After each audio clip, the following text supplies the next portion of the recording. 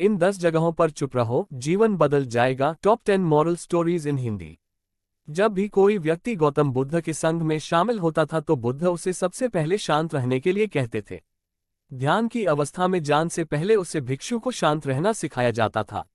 आज के मुश्किल दौर में तनाव पैदा होना तो लाजमी है। ऐसे में अगर आप हर रोज कुछ देर मौन रहने का अभ्यास करते हैं तो इससे आपके तनाव पैदा होने वाले हार्मोन के लेवल में कमी आती है। इससे आपका दिमाग बिल्कुल शांत होता है, गुस्सा नियंत्रित रहता है और तनाव बढ़ाने वाले हार्मोन्स का लेवल घटता है।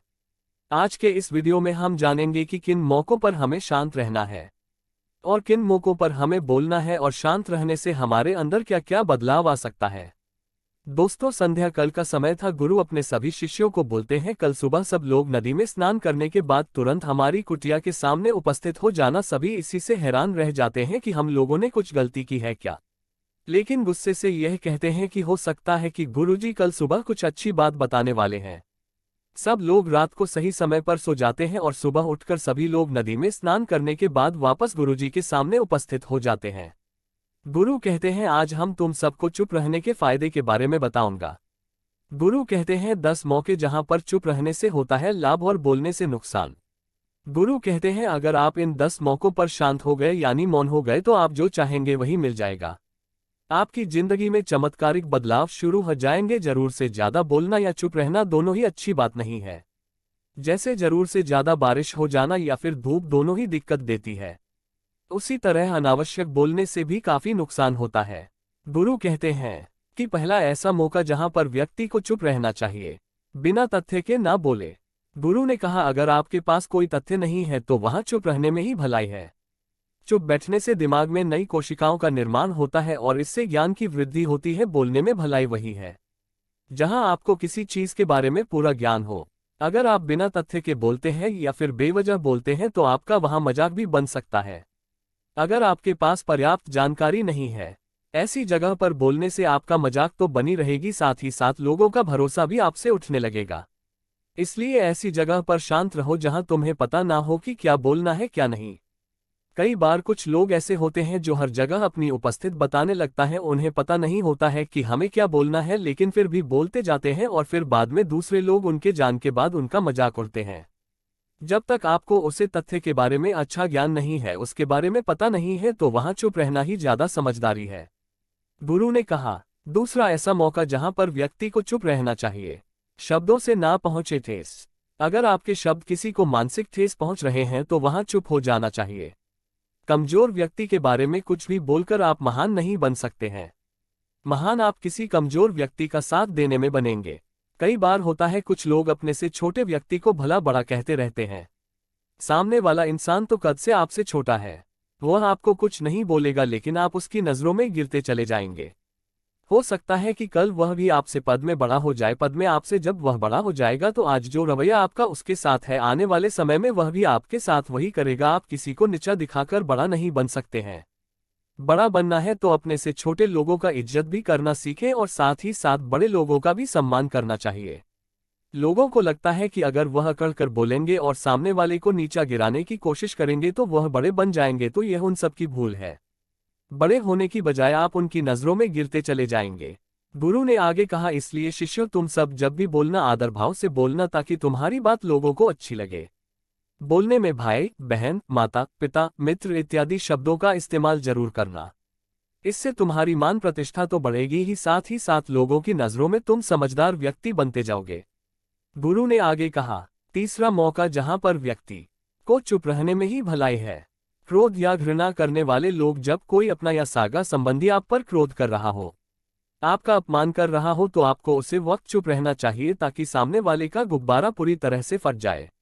आप यदि सही हैं तो उससे कतई माफी न मांगे और चुप कर ही सही समय का इंतजार करें। वह खुद आपसे माफी मांग लेगा जब उसे अपनी गलती का एहसास हो जाएगा।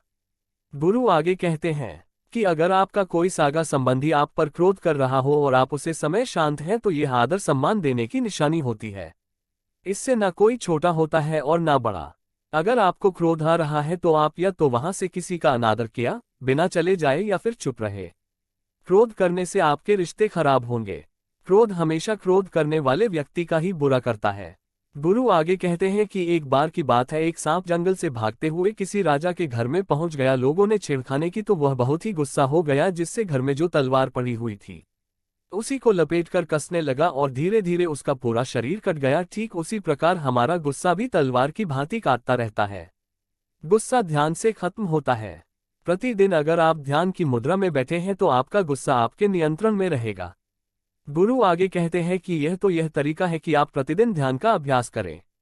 इससे आपके शरीर में जो हार्मोन गुस्से को बढ़ावा देते हैं वह सब तुम्हारे नियंत्रण में रहेंगे, जिससे शरीर गुस्से पर आसानी से काबू पा लेगा। लेकिन एक तरीका यह भी है कि जब भी आपको गुस्सा आए तो आप यह समझने का प्रयास करो कि क्या मेरा गुस्सा जायज है या नहीं, हमें वहां पर बोलना चाहिए कि नहीं। जब आप खुद इस बात का आंकलन, तो आपको खुद पता चल जाएगा कि हमें गुस्सा करना चाहिए या नहीं। फिर भी आपको गुस्सा आ रहा है तो आप वहां से हटने का प्रयास करें, वहां से दूर चले जाए। धीरे धीरे समय के साथ आपका दिमाग शांत हो जाएगा। गुरु ने कहा, चौथा ऐसा मौका जहां पर इंसान को बहुत ही समझदारी के साथ काम लेना चाहिए, वहां पर आपको चुप रहना ही चाहिए। जहां पर उसे मुद्दे से आपका कोई संबंध न हो। अगर आपका किसी मुद्दे से कोई संबंध न हो तो वहां आपका चुप रहना बनता है। बिना किसी वजह अगर आप दूसरे के मुद्दे पर बोलेंगे तो यह आपके लिए अनिष्टकारी होगा। इसमें केवल और केवल आपका ही नुकसान है। जल्द ही आप किसी दो लोगों के बीच हो रहे विवाद में जल्दी अपनी टांग न डालें। अगर सामने वाला आपको बुला रहा है अपना झगड़ा शांत करवाने के लिए, तो ही आप वहां पर जाए। किसी की व्यक्तिगत जिंदगी में दखल अंदाजी नहीं देनी चाहिए जब तक कि वह व्यक्ति आपको नहीं बुलाता है। अपने झगड़े को शांत करवाने के लिए कुछ लोग फालतू में दूसरे के विवाद में कूद पड़ते हैं। इससे उनके मान सम्मान मर्यादा पर लोग उंगली उठाने लगता है। गुरु कहते हैं कि 10 मौकों में 5वां ऐसा मौका जहां पर व्यक्ति को बहुत ही समझदारी के साथ चुप रहना चाहिए। आपके शब्दों से किसी मित्र को हानि ना पहुंचे। अगर आपके शब्द सामने वाले के परिवार या मित्रों की प्रतिष्ठा के बारे में बुरी झलक दिखा रहे हैं तो आपको चुप रहना चाहिए। किसी के परिवार या फिर मित्र के बारे में बड़ा बोलने से केवल आप ही बुरे बनेंगे। जो चीज आसानी से खत्म की जा सकती है उसे अपने शब्दों से बड़ा ना करें। बिना चिल्लाए बात करने का प्रयास करते रहना चाहिए। अगर आप बिना चिल्लाए कोई बात नहीं कह सकते तो आपका चुप रहने में ही भलाई है। किसी पर चिल्लाने से आपके व्यवहार के बारे में पता चलता है। जयद बोलने से चीजें हमेशा खराब ही होती हैं। कई बार कुछ रिश्ते ज्यादा तेज बोलने की वजह से टूट जाते हैं। इसलिए अपनी आवाज में मीठापन लाना है। आपके शब्दों से आपके दोस्त को हानि नहीं पहुंचनी चाहिए। कभी कभी दोस्तों के जब हम मजाक हैं तो रहे कि आपके शब्दों से किसी का अनादर ना हो। मजाक को भी हमेशा शब्दों के मायने में ही रखें। जहां किसी को शब्दों से चोट लगे वहां चुप हो जाए। फालतू बोलने से हमेशा नुकसान ही होता है।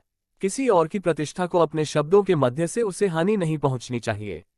यदि आपके शब्दों से किसी और को ठेस पहुंच रही है तो वहां आपको चुप हो जाना चाहिए। जब कोई व्यक्ति आपके सामने नहीं है तो आप उससे व्यक्ति के बुरे में बुरे शब्द किसी तीसरी व्यक्ति के सामने ना बोले। गुरु कहते हैं, छठा मौका जहां पर व्यक्ति को चुप रहना चाहिए। जब कोई कर रहा हो किसी की बुराई, जब कोई आदमी आपके सामने किसी तीसरी आदमी की बुराई कर रहा हो, तब तुम्हें चुप रहकर बस सुनना चाहिए। अपनी राय व्यक्त नहीं करना चाहिए, क्योंकि जो आज आपके सामने किसी तीसरे की बुराई कर रहा है वह कल किसी और के सामने आपकी बुराई भी कर सकता है। यदि आपने कुछ कहा है तो नीति शास्त्र के अनुसार जो अपने मुंह को बंद रखना है और बुद्धि से काम करता है वही इंसान समझदार होता है। बिना जरूरत के बोलना, किसी के बारे में किसी के बीच में बोलना या गलत बात है। कभी कभी हमारे लिए बुद्धिमानी इसी में होती है कि हमें अपना मुंह ऐसी जगह पर नहीं खोलना चाहिए। गुरु कहते हैं, 7वां ऐसा मौका जहां पर व्यक्ति को चुप रहना चाहिए। जब कोई नहीं समझे आपकी भावना, यदि आपको लग रहा है कि कोई व्यक्ति आपकी भावना, दुख या परेशानी को शब्दों में नहीं समझ रहा है, यदि आपको लग रहा है कि सामने वाला व्यक्ति आपकी भावना या दुख को या आपकी जो परेशानी है उसको वह समझ नहीं पा रहा है या समझना का प्रयास ही नहीं कर रहा है या वह आपको ध्यान से सुन ही नहीं पा रहा है, तो ऐसे व्यक्ति के सामने आप चुप ही रहे, क्योंकि ऐसे लोगों को आपकी भावना या दुख से कोई मतलब नहीं होता है। ऐसे लोगों को अपना राज बताकर आप पछताएंगे ही बाद में। इसलिए हर किसी को अपने मन की बात नहीं बतानी चाहिए। अगर आपको लग रहा है कि सामने वाला आपकी बात को नहीं समझ पा रहा है, आपकी भावनाओं को नहीं समझ पा रहा है, तो वहां पर आपको नहीं बोलना चाहिए, क्योंकि आज में आपका मजाक ही बन जाएगा। जब आपको लगे कि सामने वाला आपकी भावनाओं को ठीक तरीके से समझ रहा है, आप जो कह रहे हैं वह ठीक से सुन रहा है, तभी आप उसे अपनी बात कहें। गुरु कहते हैं कि 8वां मौका जहां पर आपको चुप रहना चाहिए जब कोई इंसान अपना दुख व्यक्त करे। यदि कोई इंसान अपने दुख या परेशानी को आपको बता रहा है तो इसका मतलब यह है कि वह आपको अपना समझ रहा है। ऐसे में तुरंत ही उसे समाधान बताने के बजाय चुप रहकर उसके दुख या समस्या को सुनना चाहिए। उसके दुख या समस्या को किसी और को बिल्कुल भी ना बताएं। वह इसलिए नहीं बता रहा है कि उसकी समस्याओं का समाधान कर देंगे, बल्कि वह इसलिए भी बता रहा है कि सामने वाला उसकी बात को समझ रहा है। कई बार बताने से दुख कम हो जाते हैं। आपको अपना दुख इसलिए बता रहा होगा कि उसे लग रहा है कि आप उसकी बात को समझ रहे हैं। दुख बांटने से कम हो जाता है, इसलिए जब कोई व्यक्ति अपना दुख आपसे व्यक्त करे तो आप चुप मारकर उसकी बात को बहुत ही ध्यान से सुने ताकि उसके दुख कम हो जाए, उसके मन का बोझ हल्का हो जाए, क्योंकि उसके मन में जो भी बातें थी वह आपको सब बता दिया। गुरु आगे कहते, 10 जगह में न ही ऐसी जगह जहां पर आपको चुप रहना चाहिए। जहां पर दुष्ट प्रकृति के लोग रह रहे हो और गली गलौज कर रहे हो तो आप वहां पर मत जाए। ऐसी जगह से आप चुपचाप निकाल जाए, अर्थात अपनी प्रतिक्रिया दिए बिना आप वहां से चले जाए, क्योंकि जिसकी जुबान खराब होती है, जो दुष्ट प्रकृति के लोग होते हैं, उनको आप ऐसे समय में नहीं समझा सकते हैं। जब उनका दिमाग पूरी तरह से शांत हो जाए तभी वह आपकी बात सुनेंगे। इसलिए जहां पर दुष्ट प्रकृति के लोगों आपकी बात को ना मानते हो और ना ही सुनते हो तो आपको वहां पर नहीं बोलना चाहिए। गुरु कहते हैं कि 10वां ऐसा मौका जहां पर आपको शांत हो जाना चाहिए। अपनी सफलता का राज हर किसी को ना बताएं। कई बार होता है कि कुछ लोग जो सफलता को बहुत ही जल्दी अर्जित कर लेते हैं वे हर जगह अपनी सफलता का ढिंढोरा पीटने लगते हैं। ऐसे में क्या होता है कि कई लोग आपकी सफलता से खुश नहीं होते हैं। अगर आप अपनी सफलता का जबरदस्ती लोगों में ढिंढोरा पिटवा रहे हैं तो लोगों की नकारात्मक ऊर्जा आपको प्रभावित कर सकती है। जब आप सफल होंगे तो सबको पता चल जाएगा कि आप सफल हो गए हैं। ढिंढोरा पीटने से नुकसान आपका ही होगा। इतना कहकर गुरु ने कहा, शिष्यों, आज बस इतना ही। अगर तुम सब मेरी इन 10 बातों को अपने जीवन में अपना लेते हो तो तुम सब काफी हद तक परेशानियों से बचे रहोगे। यहां से जाने के बाद मेरी यह बातें आपके जीवन किसी वरदान से कम साबित नहीं होगी। दोस्तों, मुझे उम्मीद है इस वीडियो से आपको बहुत कुछ सीखने को मिला होगा। राधे राधे, कृष्णा, राम राम जी।